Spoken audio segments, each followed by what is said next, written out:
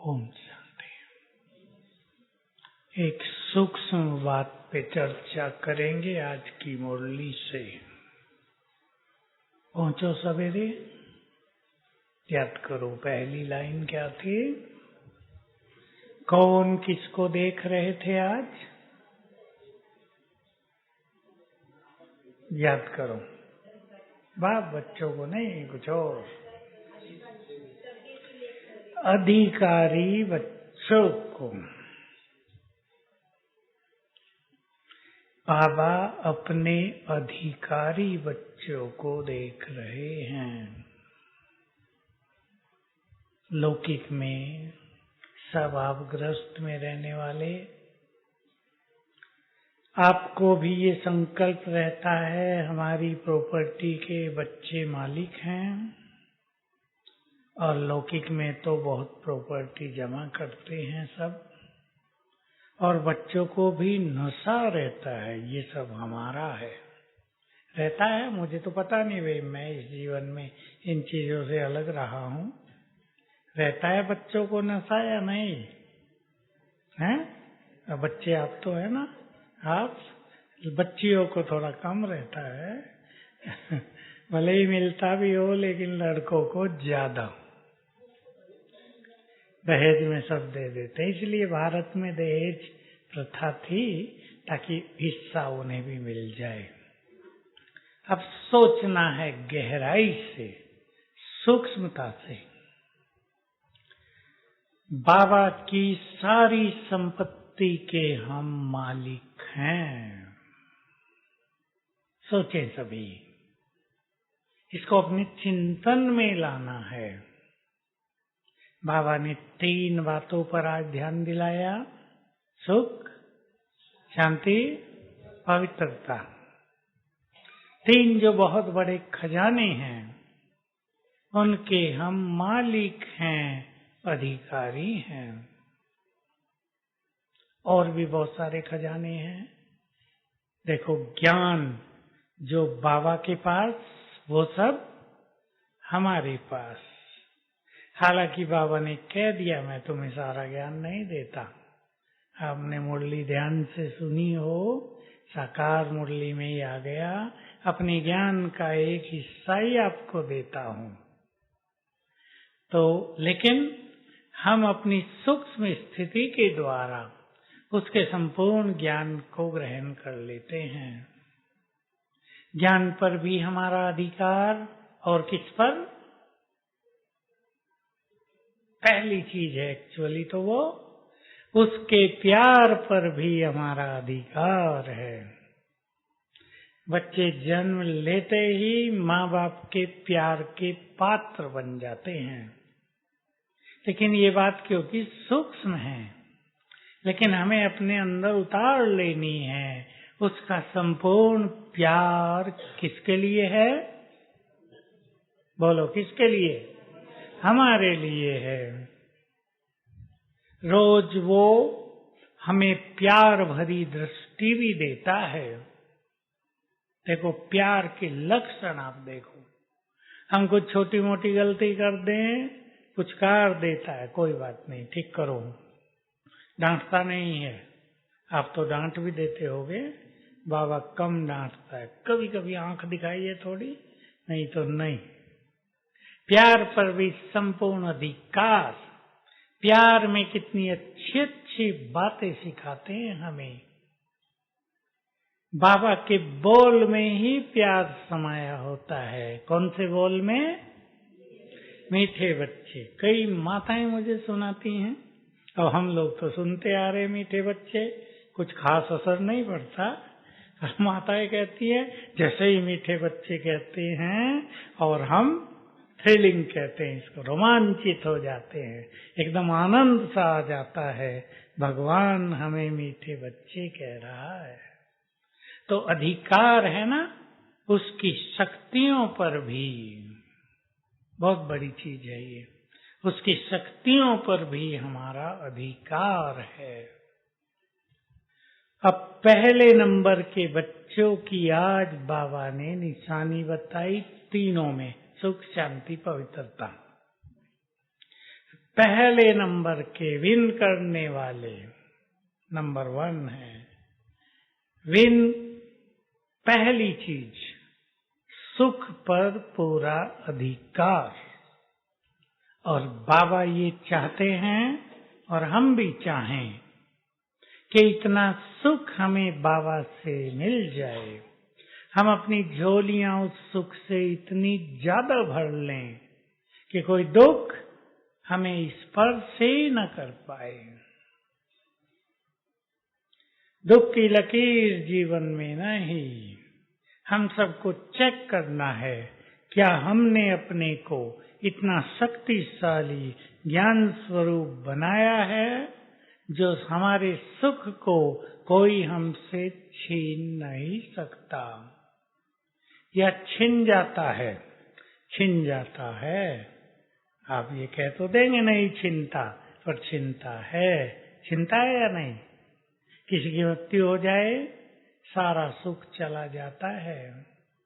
रोज के व्यवहार में देखें, कोई जरा सा उल्टा बोल दे, क्या होता है सुख का? बोलो ना। आगे वालों से नहीं पूछता हूं, पीछे वाले बताओ। कोई गलत बोल दे, हमारे सुख का क्या हो जाता है? तुरंत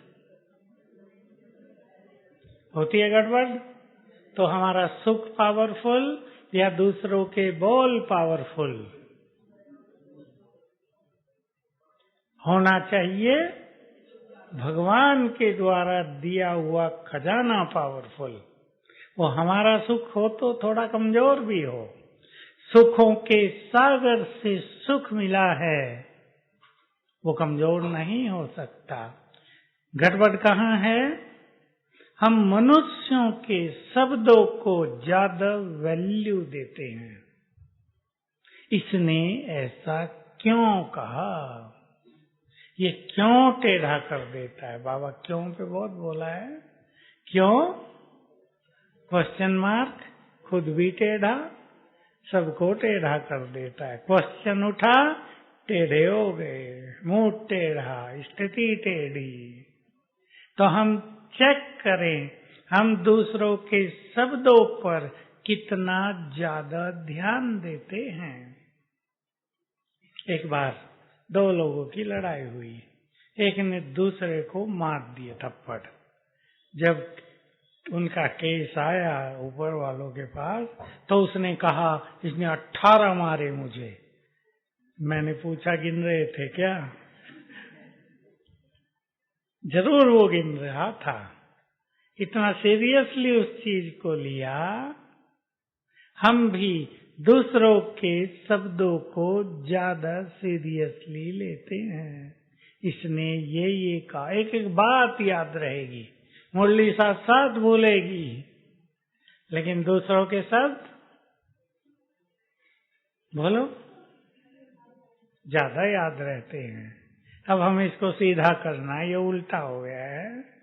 बाबा के शब्द ज्यादा याद रहे और दूसरों के शब्द भूलते जाएं फटाफट।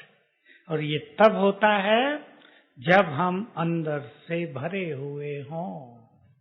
देखो आप सभी कैमरे से फोटो लेते हैं, आजकल तो मोबाइल में कैमरा है ना।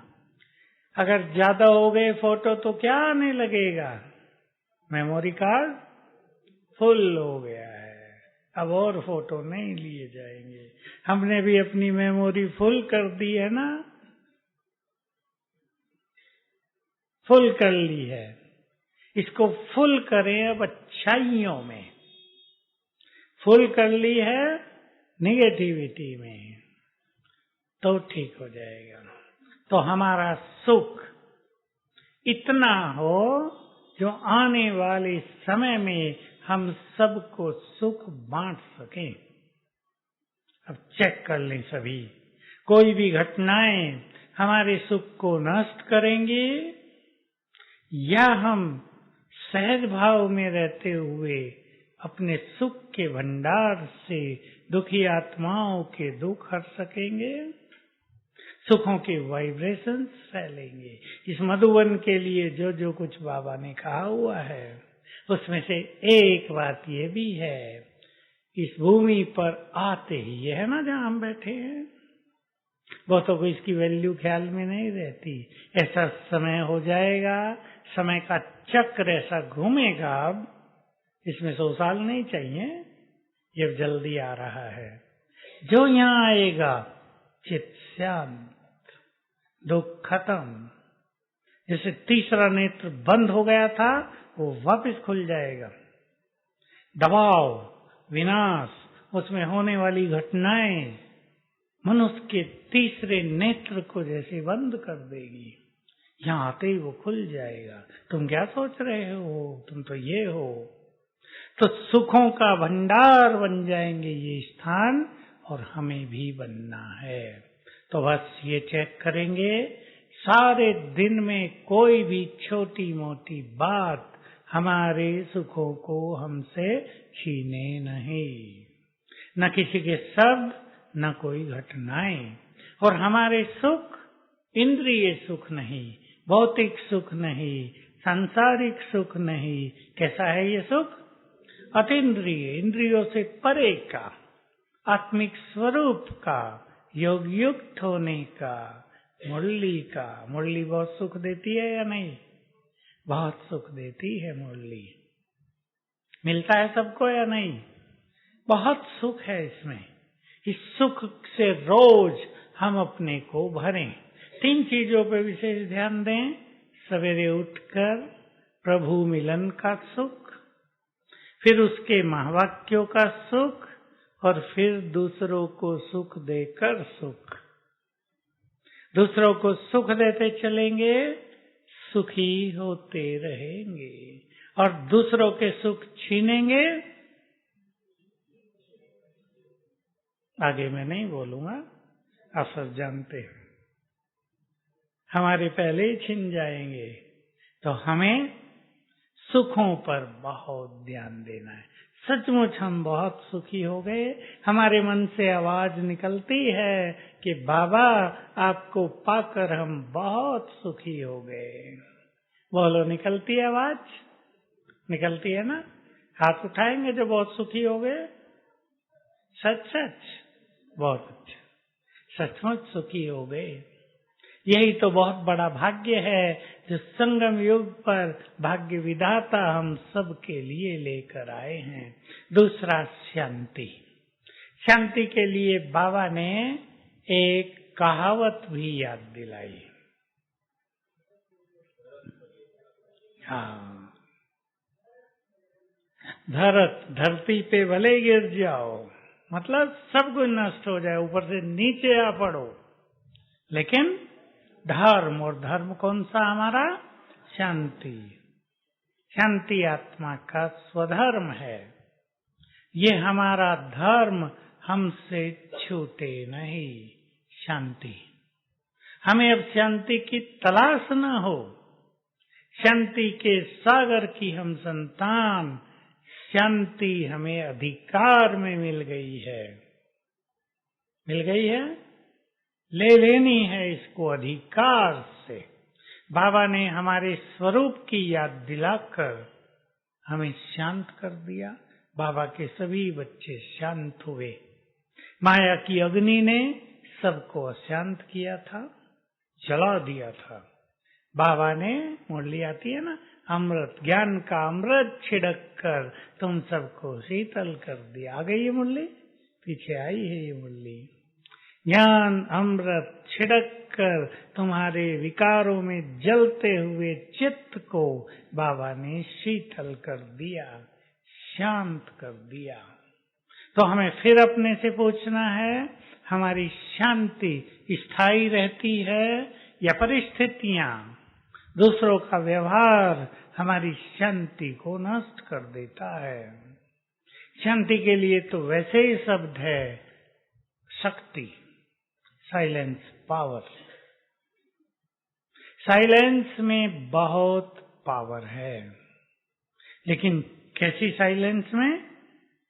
बोलो, उत्तर भाई देंगे, अब भाइयों का नंबर है। Silence is power, silence is might. शक्ति है साइलेंस में। मुख से भी जब हम शांत रहते हैं तो भी हमारी शक्तियां बढ़ती हैं। अब तो हमारे यहाँ छूट गया है, नहीं तो मौन बहुत रहते थे, एक एक हफ्ता भी रहते थे, 40-40 दिन भी रहे, एक एक मास का तो बाबा की ओर से प्रोग्राम आया, मुझे याद है अब तक। 73 जनवरी बाबा ने पूरा मौन एक मास और योग का चार्ट, और बाबा ने कहा था जिनका योग बहुत अच्छा होगा उन्हें बाबा प्राइज देंगे। तो एक तो मौन से हमारी शक्ति बढ़ती है, मौन से सुख भी बहुत मिलता है। रख कर देख ले आप, माताएं व्रत बहुत रखती थी, भाई लोगों से तो रहा नहीं जाता भूखा। बहन जी तो आज बता रही थी व्रत रखते थे, और फिर आप करती थी, भाई साहब करते थे? अच्छा, तो माताएं व्रत रखती थी और हम तो केवल देखते थे, छोटे थे। तो उस दिन घरों का माहौल कुछ अलग ही होता था। व्रत से भी माहौल में परिवर्तन होता है, और अगर कोई मौन व्रत रख ले तो बहुत परिवर्तन होगा। और उससे आगे कौन सी चीज है? मन का मौन, अर्थात मन को व्यर्थ से मुक्त, मन के संकल्प भी बहुत कम, व्यर्थ से मुक्त। व्यर्थ तो बहुत होता है, और मन में जो और बहुत सारे संकल्प चलते, अननेसेसरी थॉट्स, उनसे भी मुक्त। कम हो जाएं सब, तो आत्मा को जो सुख मिलेगा और शांति की शक्ति बढ़ेगी, वो बहुत ज्यादा होगी। इसके अनुभव करने हैं। अब ये मन को मौन कैसे रखा जा सकता है? कहने से तो नहीं होगा कि मन का मौन कर दो। बोलो 2-4 अभ्यास इसके लिए। अंतर्मुखता और स्वमान, क्या कहा? मास्टर ज्ञान सूर्य हूँ, स्वमान और ज्ञान का मनन चिंतन, बहुत अच्छी बात। स्वदर्शन चक्रधारी होकर रहना। और भाई बोलो, हाँ वो स्वदर्शन चक्र में आ गया। और बोलो, मुरली का चिंतन और आत्मिक स्थिति, साथ में पुण्य कर्म। कर्मों का तो गहरा संबंध मन से रहता है ना। पाप कर्म हो गए, मन शांत रहेगा नहीं। पुण्य होते ही मन शांत रहने लगेगा।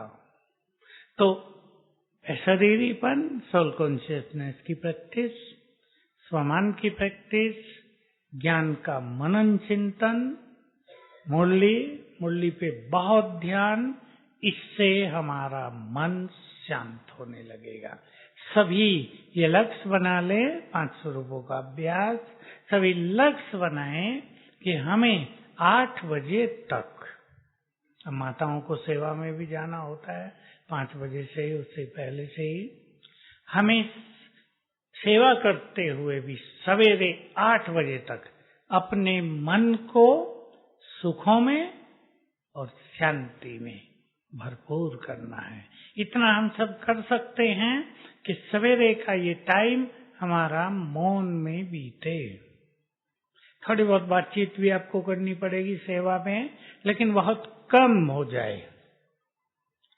और जो बहुत सारे भाई बैठे हैं या बहनें हैं जिनकी सवेरे सेवा नहीं, वो ध्यान दें 8 बजे तक हम स्वयं को सुख से और शांति से भरपूर करें। कार्यों में रहते हुए, संसार में रहते हुए, अपने गृहस्थ में रहते हुए हमें अपने को शांति से भरपूर करना है। कैसे? कार्यों में भी हैं सब, चाहे यहाँ सेवा में है वो भी कार्य है, सबकी प्रवृत्ति है अपनी अपनी, लौकिक घर भी है, किसको बिजनेस है, इस सब में रहते हुए भी चित्त को शांत रखना कैसे संभव है? अब कुछ और प्रैक्टिस सुनाए। नहीं, वो तो प्रैक्टिस हो गई। अब आपका बिजनेस है, आपको लोगों से व्यवहार करना है, कहीं कुछ और होगा, कहीं कोई लोग तंग करने वाले भी आएंगे, कोई आपका बहुत सारा माल देखेंगे और खरीदेंगे कुछ नहीं, आप चिड़चिड़े हो सकते हैं ना। माताएं जब खरीदने जाती हैं तो 100 चीजें देखेंगी, फिर कहेंगी कोई पसंद नहीं है, तो बेचारे व्यापारी अब उनको शांत कैसे रहना चाहिए? प्रतिज्ञा कर ले कि भाई हमारा काम ही ये है, ग्राहकों को सब कुछ दिखाना, लेना न लेना उनका काम है। शांत रहेगा चित्त। और बोलो, साक्षी दृष्टा ड्रामा। और घरों में आप अपने बच्चों के साथ रहते हैं, बच्चे कोई कैसे, शुभ भावनाएं, आत्मिक दृष्टि, क्रोध न आए। माताओं की समस्या ये है, औरों पे क्रोध नहीं आता, बच्चों पर बहुत आता है। अब गलती बच्चे करें और माता जी पुण्य करे, तो गलती किसकी बड़ी हुई? क्रोध आ गया, बच्चों ने गड़बड़ की। गड़बड़ तो करेंगे बच्चे, कभी पढ़ेंगे भी नहीं। माताओं की रोज शिकायत आती है, माताएं लाती हैं शिकायतें, बच्चा हमारा बहुत होशियार है पर पढ़ता नहीं है। एक तो अभी आए हमारे एजुकेशन वाले आए हुए ना, प्रोफेसर बहने, कहा लड़का है 10वीं क्लास में, बहुत होशियार है पर पढ़ने पर ध्यान नहीं। अगर वो पढ़े तो 95% मार्क्स लाएगा, बिना पढ़े 85 ले आता है। अब देखो, आप सोचो, तो माताओं को चिंता भी होती है, उस पर गुस्सा भी आता है। तो क्रोध को कंट्रोल में रखना ये बहुत जरूरी है बाबा के इस अधिकार को पाने के लिए। इसके लिए एक ही प्रैक्टिस करेंगे बस, ज्यादा नहीं। सवेरे उठ के कर लेंगे तो बहुत अच्छा, नहीं 6 बजे तक, शाम को भी कर सकते हैं। क्रोध मेरा संस्कार नहीं है, मेरा संस्कार तो शांति है। हम रिजेक्ट करें इस क्रोध को, एक साइकोलॉजिकल ट्रीटमेंट है। अब हम अपने क्रोध को रिजेक्ट करें, क्रोध मेरा संस्कार है ही नहीं, मेरा संस्कार तो शांति है। तो जो मेरा हम कहेंगे वो बढ़ता चलेगा, जिसको रिजेक्ट करेंगे हटता चलेगा। किसी मनुष्य को भी हम रिजेक्ट करने लगे, वो हमारे पास थोड़ा ही आएगा। इग्नोर करने लगे, आएगा ही नहीं, कि ये तो मुझे वैल्यू ही नहीं देते। हम भी अपने क्रोध को वैल्यू ना दें।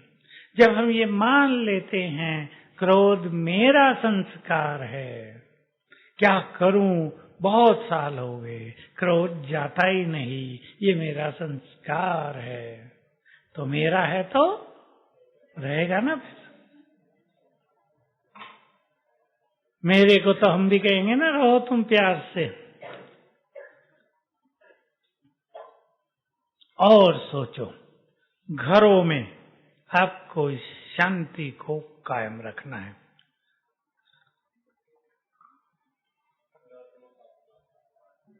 हर आत्मा का अपना अपना पार्ट है।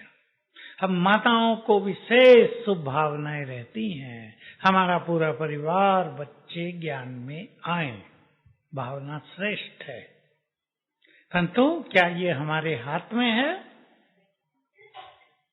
माताएं मेरे पास आती है ना, बहुत श्रेष्ठ भावना, इसमें कोई गलत नहीं है। मेरा पति भी ज्ञान में आ जाए तो कितना अच्छा हो जाए, तुम्हें सहयोग देता है पूरा, तुम कहीं भी जाओ, पर मैं अभी नहीं जाऊंगा। हैं? ऐसे सबका होता है, लेकिन एक तो होता है कि संबंधों में कोई दूसरे को डिस्टर्ब करे, धारणाओं में परेशानी करे तो सोचते हैं। लेकिन ये है कि एक शुभ भावना सब ज्ञान में आए, अच्छी भावना है, परंतु इसमें हमारा तो अधिकार नहीं है ना। हम उन्हें धीरे धीरे ज्ञान दें और एक काम और करें, एक चीज पे और ध्यान दें। अपने घरों में, संबंधों में ज्यादा ज्ञान न सुनाएं। कई तो लगे ही रहते हैं दूसरों के पीछे, सारा ज्ञान सुना देंगे। हमारे यहाँ भी करते हैं लोग। कोई आया, अब सोचते हैं दोबारा तो ये आएगा नहीं, फाइनल मन में बैठा के रखते हैं, जितना ज्ञान है सारा सुना दें आज ही। अब उसको याद कितना रहेगा वो सोच लें। कई लोग तो ऐसे हैं, हमारे यहाँ भी एक दो हैं, उनसे जान छुड़ाने के लिए कुछ ना कुछ बहाना करते हैं लोग। जितना कम सुनाएंगे ज्ञान की उतनी ही वैल्यू रहेगी। बहुत समझने की ये बात है, किसको क्या सुनाना है ये हमें जानना चाहिए। सबको सब कुछ सुना देना इसकी जरूरत नहीं। एक प्रोफेसर और बहन आई आज, बड़ी प्रोफेसर है, एमटेक के स्टूडेंट्स को पढ़ा। एमटेक बहुत बड़ी डिग्री है, बीटेक फाइनल ईयर और एमटेक। तो मेरे से पूछा कि मुझे अब, क्योंकि बड़े बच्चे हैं, कई तो बीए बीटेक करके 10 साल नौकरी करके फिर एमटेक करने आते हैं, 20 साल नौकरी करके फिर करने आते हैं, तो बड़े बच्चे हैं। कहा मेरी अब इच्छा है, अब उन्हें ज्ञान मुझे देना है। तो मेरे से पूछा क्या दूं। अब यहाँ ये एक बहुत ही गहरी बात होती है कि हम दूसरों को ज्ञान क्या दें। बैठाना है, आगे ले आओ, यहाँ ले आओ, यहाँ जाओ। तो मैंने उनको कहा आप सबसे पहला उन्हें ज्ञान देना, थोड़ा थोड़ा एकाग्रता कैसे बढ़े, थोड़ा थोड़ा ज्ञान। दूसरा, कुछ मॉरल वैल्यूज हैं विद्यार्थियों के लिए, कुछ सद्गुण हैं, वो जीवन में कैसे आए, बहुत जरूरी है। बीटेक कर लिया, एक अच्छी जॉब मिल गई, लेकिन रास्ते में विघ्न आने लगे, समस्याएं आने लगी, लोगों का गलत व्यवहार होने लगा, उसमें क्या करो। तो हम दूसरों को जब ज्ञान देते हैं तो हमें ये जानकर ज्ञान देना चाहिए दूसरे को किस ज्ञान की जरूरत है। हम जो देंगे वो नहीं, जो उन्हें चाहिए वो देंगे। तो ये हमें सीखना है, तो घरों में शांति रहेगी। अब तीसरी प्रॉपर्टी बाबा की, पवित्रता। सुनाऊं इसमें कुछ आपको? निराश उदास तो नहीं होंगे? क्योंकि जब हम पवित्रता पे बोलते हैं तो कईयों के चेहरे थोड़े डाउन हो जाते हैं, चेहरों के हाव भाव, सोचते हैं हम तो ये कर नहीं सकते, हमारी तो स्थिति ऐसी बन नहीं सकती। बन नहीं सकती या बन सकती है? अधिकार है। इस शब्द को आज अंडरलाइन करें और इस पे गहन चिंतन करना। जो कुछ बाबा का है वो सब हमारा है, वो पवित्रता का सागर है, वो पतित पावन है, तो हम भी परम पवित्र हैं। वो सर्वशक्तिवान है तो हम भी मास्टर सर्वशक्तिवान है। माया को जीतने की शक्ति हमारे पास है। इसको अपने चिंतन में लाएं सभी। कि चिंतन नहीं होता तो छोटी मोटी माया डर पैदा कर देती है, हरा देती है। लेकिन इन दोनों चीजों को चिंतन में रखें तो स्मृति रहेगी। कि चीज को हम बहुत चिंतन करते हैं वो याद रहता है ना, चिंतन नहीं करते तो भूल जाता है। तो हम इन दो चीजों का चिंतन करें। बाबा ने 2 शब्द बोले प्योरिटी के लिए, रॉयल्टी और पर्सनालिटी। सबसे बड़ी रॉयल्टी, सबसे बड़ा व्यक्तित्व, हिंदी में व्यक्तित्व कहते हैं। इससे और सिंपल शब्द कोई नहीं है, माताएं समझ लें। देखो, कोई व्यक्ति देखते ही हमें आकर्षक लगता है, बहुत तेज होता है कई व्यक्तियों में, इसको व्यक्तित्व कहते हैं, पर्सनालिटी कहते हैं। हमारे पास सबसे ज्यादा तेज है प्योरिटी का। ये हमारा सबसे बड़ा व्यक्तित्व है, हमारी सबसे बड़ी पर्सनालिटी है। बाबा की बहुत मूल्यं हैं, सो तो होंगी जरूर प्योरिटी पर। संसार के लोग जिसे कठिन मानते हैं, बाबा ने आकर वो सब सहज कर दिया। लोग सोचते थे गृहस्थ में रहते हुए प्योरिटी अपनाई नहीं जा सकती, बाबा ने सरल कर दिया। लेकिन सरल उसके लिए जो बनना चाहें, जो बनना न चाहें उनके लिए कठिन। मैं एक चीज और कह दूं पहले ही आपको, पवित्र बनना एक बात है, लेकिन बहुत इंपॉर्टेंट बात है पवित्रता को अपनी ताकत बना देना, बल बना देना। प्योरिटी बहुत बड़ा बल है। वैज्ञानिकों को एक बहुत अच्छा काम दिया गया, मैंने यहाँ क्लास में कई बार सुनाई है ये बात, कि जब प्राकृतिक प्रकोप होते हैं तो जो होली प्लेसेस हैं, तीर्थ, मंदिर, मस्जिद, तीर्थ, वो सुरक्षित रहते हैं। क्यों? तो उन्होंने ये रिजल्ट निकाला कि इनसे जो पवित्र तरंगें फैलती हैं वो विनाश की तरंगों को रोक देती हैं। देखो, उत्तराखंड में केदारनाथ, बद्रीनाथ, बहुत बड़ा तूफान हुआ था ना, बहुत बड़ा बारिश, शायद बादल फट गया था, सब बह रहे थे, पता ही नहीं कितने हजारों लोग बह गए होंगे। और मंदिर कैसे सुरक्षित रहा पता? एक बहुत बड़ा पत्थर रिडकते रिडकते आ गया, वहां रुक गया और उससे पानी का बहाव दूसरी ओर होने लगा, नहीं तो पानी मंदिर को भी बहा के ले जाता।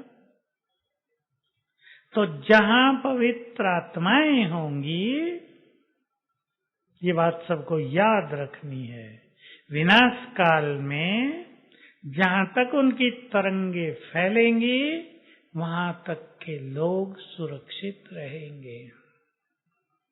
तो हमें अपनी पवित्रता को अपना बल बनाना है। अब बल क्यों नहीं बनती कईयों की प्योरिटी? मान लो कोई पवित्र आत्मा पर चिंतन में रहती है, तेरे मेरे में रहती है, कर्मेंद्रियों के रसों में रहती है, खास एक रस, दो रस। कौन सा रस? खाने पीने का, स्वाद इंद्रिय का रस, जीभ का रस, और दूसरा कानों का रस। ये दो बड़े खतरनाक हैं। कानों से अगर व्यर्थ सुनेंगे तो व्यर्थ संकल्प चलेंगे, और चिंतन होगा व्यर्थ संकल्प चलेंगे, ईर्षा द्वेष तेरा मेरा होगा तो व्यर्थ संकल्प चलेंगे। तो प्योरिटी बल नहीं रहेगी। पवित्रता की जो शक्ति है व्यर्थ के संकल्पों में बहकर नष्ट हो गई। तो पवित्रता तो रहेगी, लेकिन जैसे एक छोटा सा बल्ब होता है ना, उसकी लाइट कमरे में इतनी फैलती है कि सबको लगता है अंधेरा नहीं है, पर अगर पढ़ना हो तो वो लाइट काम नहीं करेगी। तो हमें अपनी प्योरिटी को संसार के लिए बल बनाना है। प्योरिटी इस संसार को निष्पाप करेगी। थोड़ी आत्माएं भी जब बहुत पवित्र हो जाएंगी, चंद्रमा कितने होते हैं आकाश में? पूर्णिमा का चंद्रमा एक ही होता है ना, कितना आकर्षक, अंधकार को हर लेता है। एक चंद्रमा, सूरज की बात नहीं करें, चंद्रमा। थोड़ी भी आत्माएं बहुत अच्छी पवित्रता के बल से संपन्न होंगी तो संसार में पाप नहीं रहेगा, निष्पाप होने लगेंगे लोग, पुण्य आत्माएं बनने लगेंगे और ये विकार समाप्त होंगे। बाबा की 2 बातें मैंने यहाँ सुनाई हैं, फिर सुने आप, साकार मुरलियों से है। इस धरा पर एक दिन आध्यात्मिक क्रांति आ जाएगी। दूसरा शब्द भी ऐसा ही, प्योरिटी की क्रांति आ जाएगी। इस पे सभी लोगों को ध्यान देना है, क्योंकि इंग्लिश के शब्द थे तो बहुतों को तो पता ही नहीं चला क्या कह दिया बाबा ने, सुनाने वालों को भी नहीं पता था क्या है ये। प्योरिटी का रिवॉल्यूशन हो जाएगा। रिवॉल्यूशन माना क्रांति, आध्यात्मिक क्रांति हो जाएगी, रिवॉल्यूशन। जैसे इलेक्शन होते हैं, अब कर्नाटक में इलेक्शन हुआ, सबके बोल में, सोच में, टीवी में, अखबारों में, रेडियो में क्या था? कौन जीतेगा, कौन हारेगा, किसकी सरकार बने, क्या होगा, हमें लेना देना कुछ नहीं, लेकिन सोच सब रहे थे। इसको कहते हैं क्रांति। तो प्योरिटी की क्रांति आ जाएगी। हर आत्मा, सभी धर्मों की प्रत्येक आत्मा पवित्र बनना चाहेगी। अंडरलाइन करें, चाहेगी। और उसका आधार होगा हमारे प्योर वाइब्रेशंस। बल होगा उनमें बहुत। इसलिए 108 आत्माएं जिस दिन तैयार हो जाएंगी उस दिन रिवॉल्यूशन हो जाएगा, क्रांति आ जाएगी। तो हमें प्योरिटी पर बहुत ध्यान देना है। यही रॉयल्टी है। हमारे संस्कारों में रॉयल्टी आ जाती है, बोल में रॉयल्टी आ जाती है, चलने में रॉयल्टी आ जाती है, खान पान, खाने का तरीका, कर्म करने का तरीका सब अलौकिक हो जाते हैं। तो हमें इस पर बहुत ध्यान देना है। इस सब्जेक्ट में ढीले नहीं होना है। ये परमात्मा संपदा है और हम उसके अधिकारी हैं। ठीक है, भाइयों से पूछते हैं, पसंद है ना ये बात? इसमें ढीले नहीं होना है। कौन आजकल ढीला कर रहा है प्योरिटी को? कौन सी माया? Mobile, net. नेट का दूसरा अर्थ भी होता है ना, जाल। ये जंजाल है, बहुतों के जीवन को खराब कर गया है ये जंजाल। माताओं को तो पता ही नहीं, अच्छा है नहीं पता हो।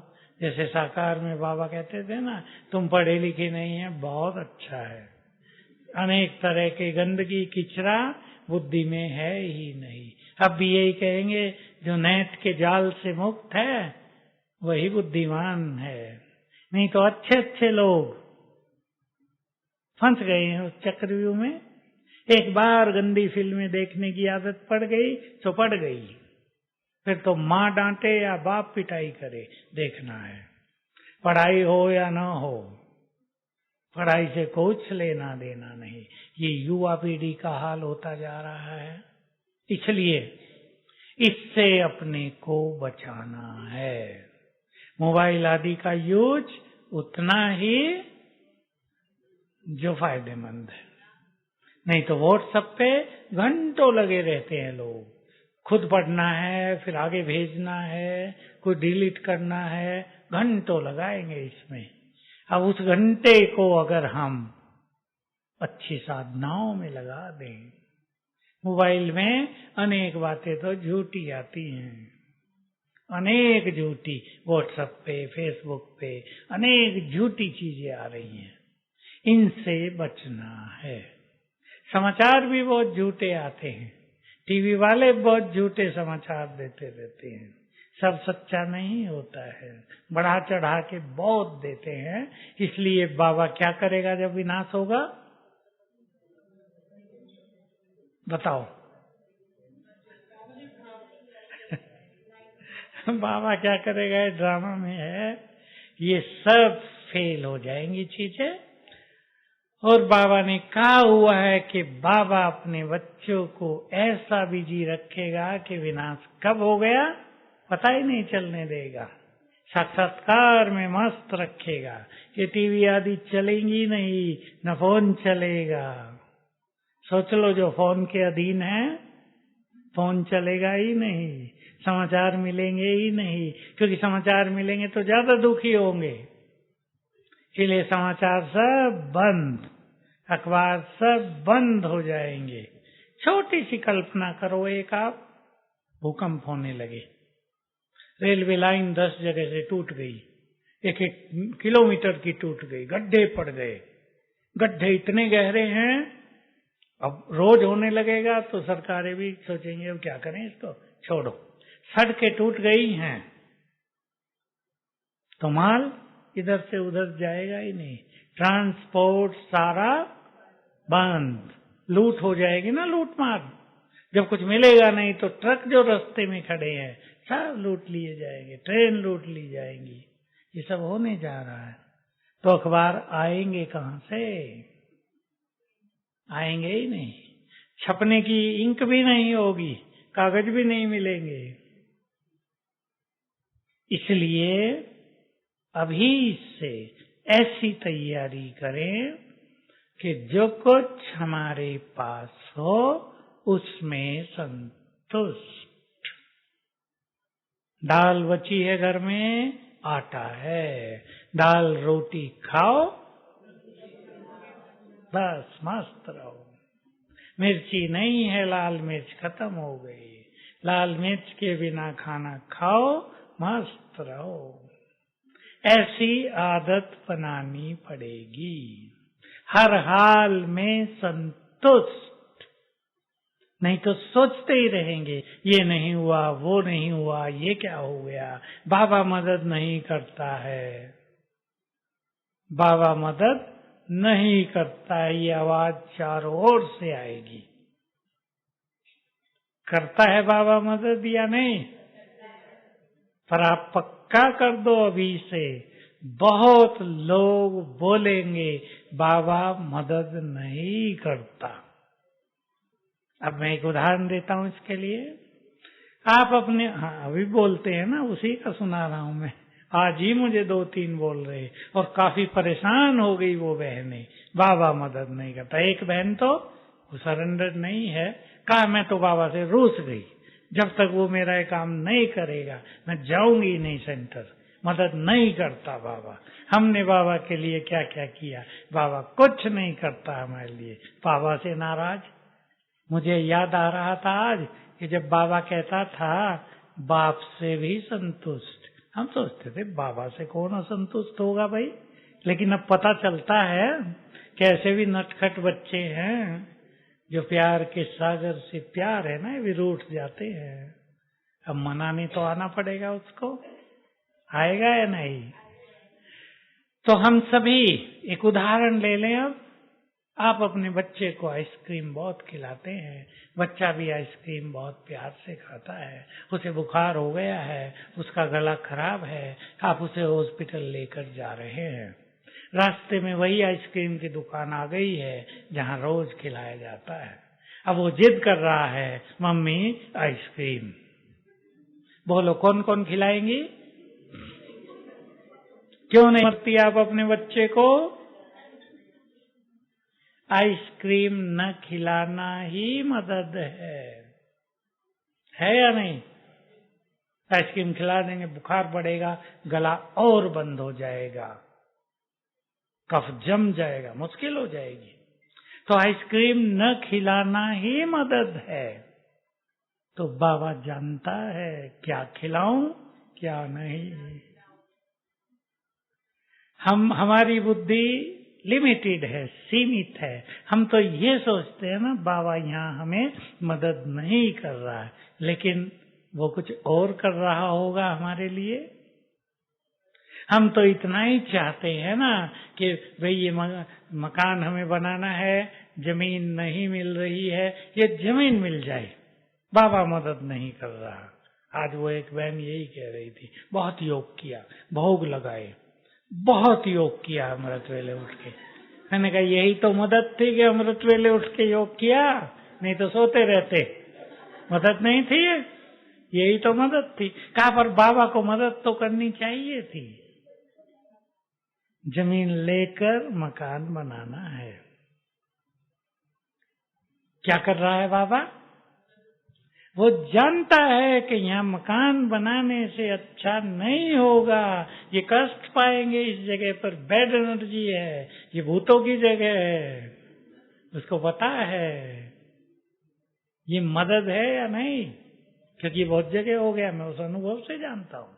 मकान बन गए, सेंटरों के बन गए, वहां थे भूत, सेवा होने ही नहीं देते। अब वो 1 करोड़ खर्च करके मकान बन गया, अब कैसे उसे छोड़े? किराए पे कोई लेगा नहीं। तो बाबा तो मदद करता ही है। बिल्कुल निकाल दे बुद्धि से कि बाबा मदद नहीं कर रहा है। उसका मदद करने का तरीका भी परफेक्ट है, क्योंकि वो जानता है उसे कहाँ क्या करना है। हम थोड़ा ही डायरेक्शन देंगे, यही मदद करो। वो उसे पता है हमारा कल्याण किसमें है, क्या होने पर हम बहुत आगे बढ़ेंगे, क्या होने पर हमारा भविष्य निर्विघ्न होगा, सुखदायी होगा। तो सभी इन संकल्पों से अपने को मुक्त रखें। आने वाले समय में हम कभी भी ये नहीं कहेंगे बाबा हमें मदद नहीं करता, विनाश में खास वो मदद करेगा। ओम शांति।